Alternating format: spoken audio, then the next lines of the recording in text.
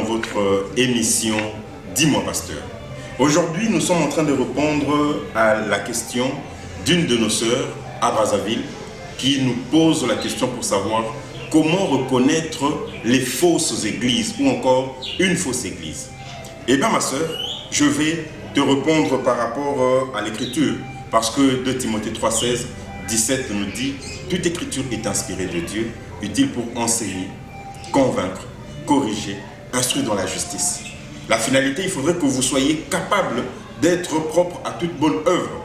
Alors, comment reconnaître une fausse église ou encore les fausses églises? Je vais vous donner 3 indices. Mais avant de vous donner les 3 indices, abonnez-vous pour être les premiers avertis dans nos prochains numéros. Dans chaque émission, chaque numéro qui sortira, vous serez avertis. Et n'oubliez pas de partager parce que c'est l'œuvre de Dieu, c'est la parole de Dieu, il ne faudrait pas la garder pour vous seul. Nous revenons dans notre sujet ou encore dans notre question. Comment reconnaître les fausses églises? Nous vous donnerons 3 indices. Premier indice, si vous voyez une église où on parle en langue, j'ai bien dit une église où on parle en langue, comme vous l'entendez, sachez bien que c'est une fausse église. Si vous voyez une église où l'on baptise des gens avec de l'eau, sachez que c'est une fausse église. Si vous voyez une église où on donne de l'argent comme offrande, sachez que c'est une fausse église. Maintenant, nous allons voir un peu. Nous avons donné les 3 indices. Nous allons maintenant expliquer ces indices-là. Commençons un peu par notre premier indice, c'est-à-dire le parler en langue.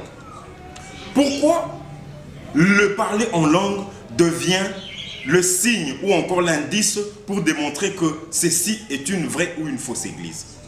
Au temps des apôtres, quand l'Esprit est descendu, les apôtres ont parlé en langue. Oui, mais qu'est-ce qui s'est passé?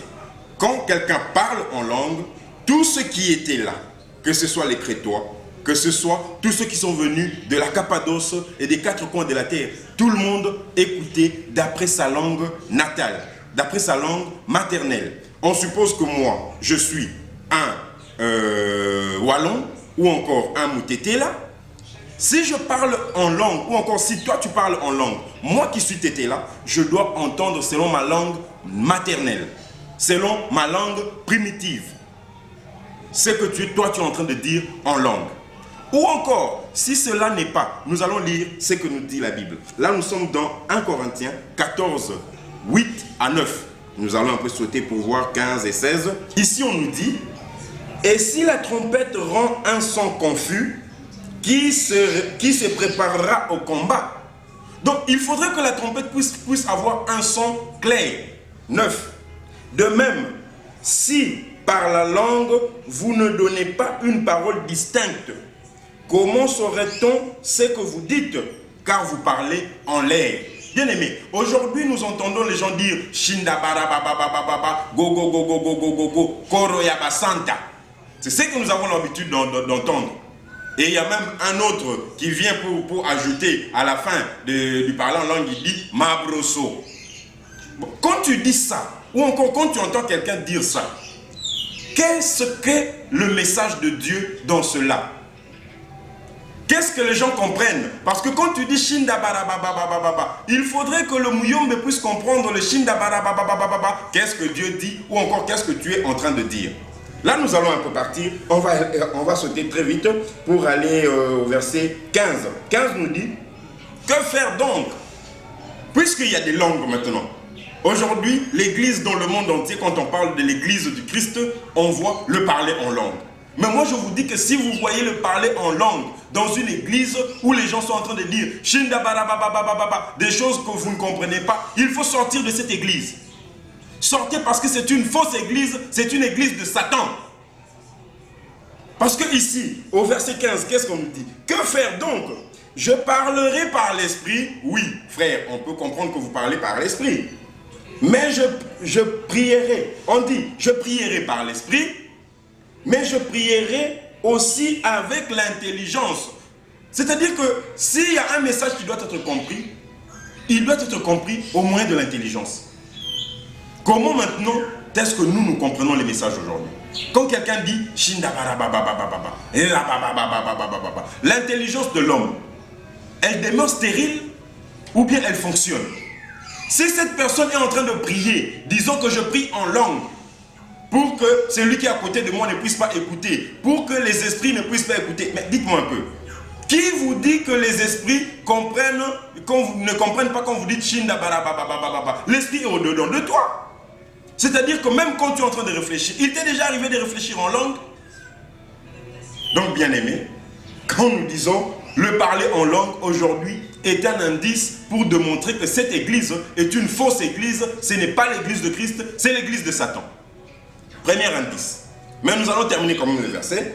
Que faire donc? Je prierai par l'esprit, mais je prierai avec l'intelligence. Je chanterai par l'esprit, mais je chanterai aussi avec l'intelligence. Autrement, si tu rends grâce par l'esprit, comment celui qui est dans les rangs de l'homme du peuple répondra-t-il Amen?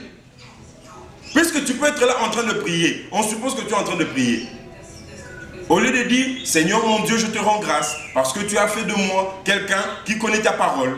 Tu as fait de moi quelqu'un qui a la bonne opportunité de suivre cet évangile aujourd'hui. Tu es en train de rendre grâce à Dieu. Mais toi, au lieu de dire, de prononcer des paroles, toi, tu es en train de parler en langue, avec un son confus. Celui qui se trouve dans le rang, comment est-ce qu'il va comprendre pour dire Amen quand tu vas terminer de prier? Ou bien, nous devons tous assister à tes invocations, comme tu es en train d'invoquer, d'adorer celui que toi-même tu connais. Et puis nous allons attendre à la fin lorsque toi tu diras Amen pour que nous puissions dire Amen. Mais il fallait dire aussi Amen en esprit.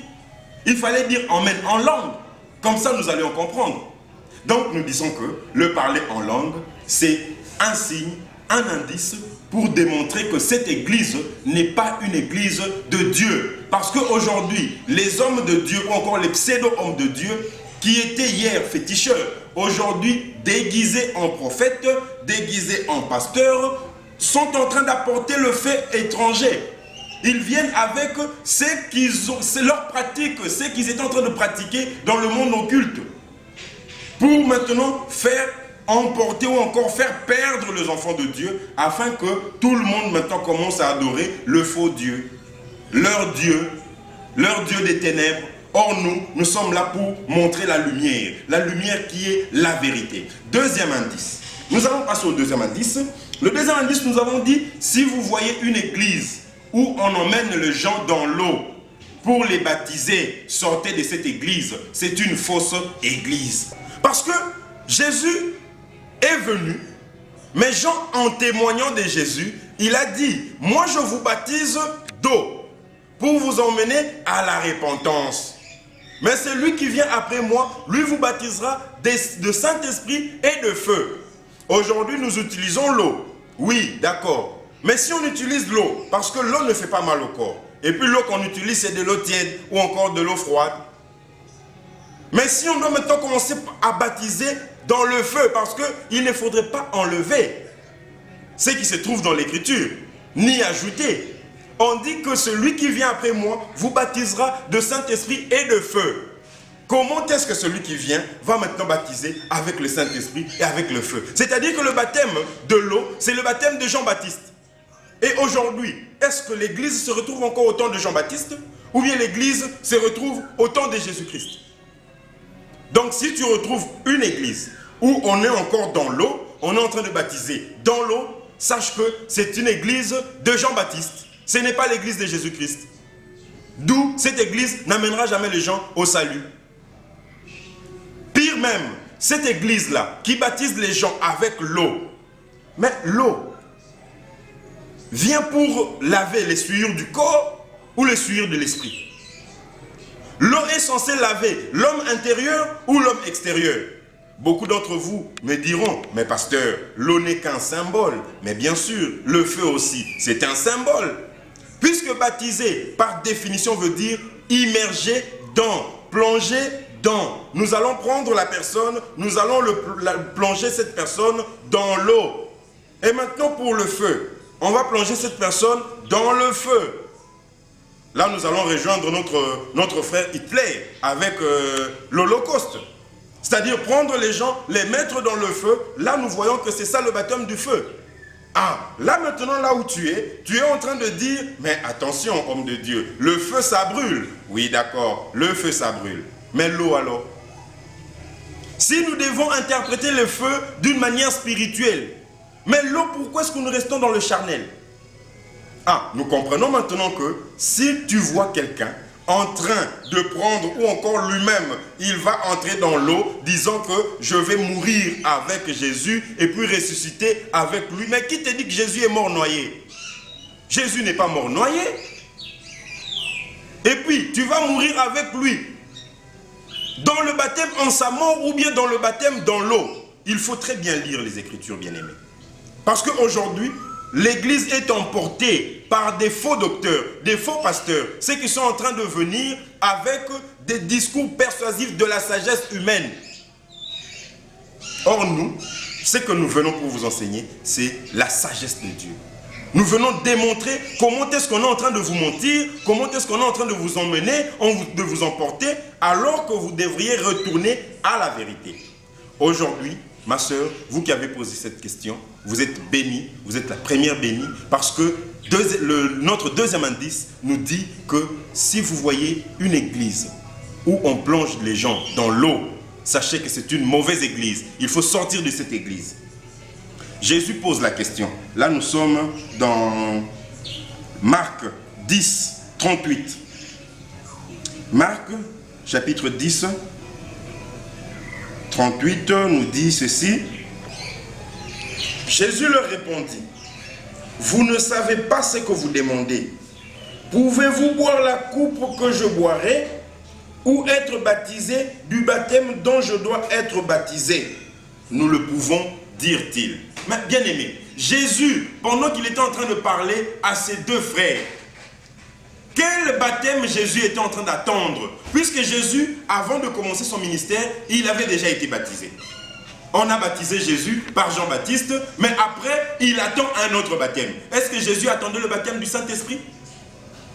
Jésus attendait quel baptême? Le baptême en la mort, ou bien le baptême des morts? Puisque nous avons plusieurs types de baptêmes qu'il faudrait pratiquer dans les églises pour reconnaître que c'est une vraie église. Or, aujourd'hui, si nous voyons les gens entrer soit dans une piscine, soit dans une rivière, ou dans un fleuve, ou même prendre un peu d'eau, mettre sur la tête, mais en utilisant H2O, sachez que c'est une fausse église, c'est une église de mensonges, c'est une église de Satan. Donc voilà, je pense que nous sommes déjà à 2 indices. Nous allons au dernier indice, c'est-à-dire le troisième indice, qui est l'indice le plus fort. Bien-aimés, sachez-le et ne l'oubliez pas.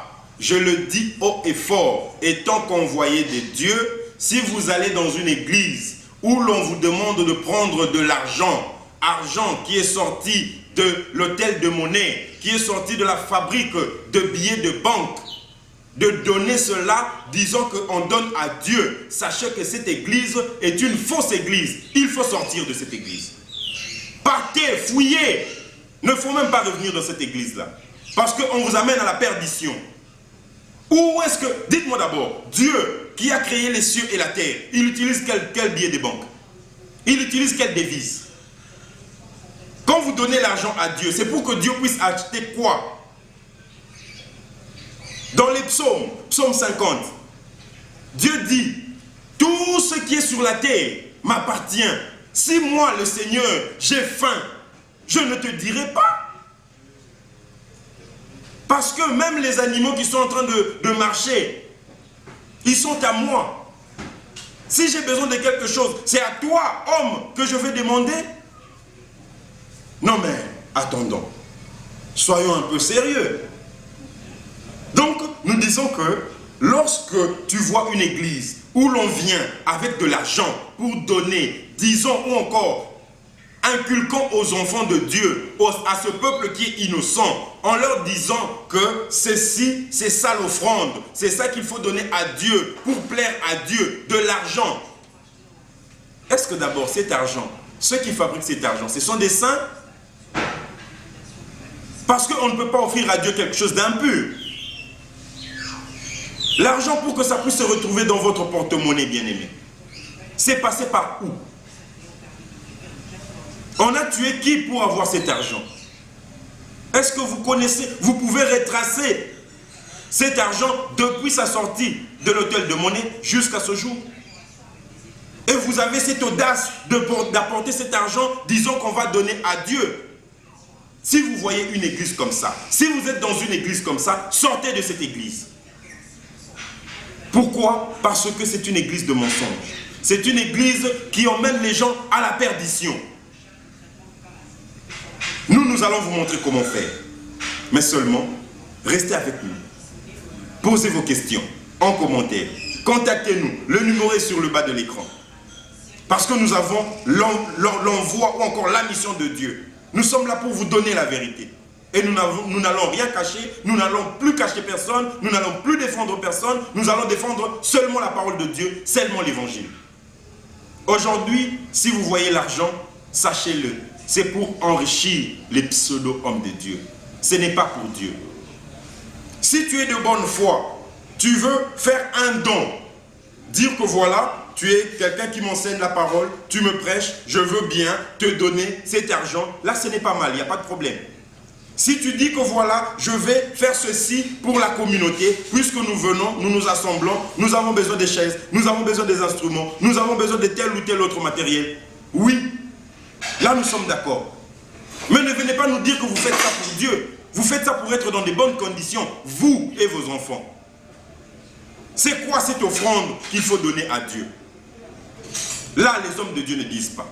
Parce que s'ils vous montrent comment offrir à Dieu, vous ne leur donnerez plus. Et ils vont mourir de faim.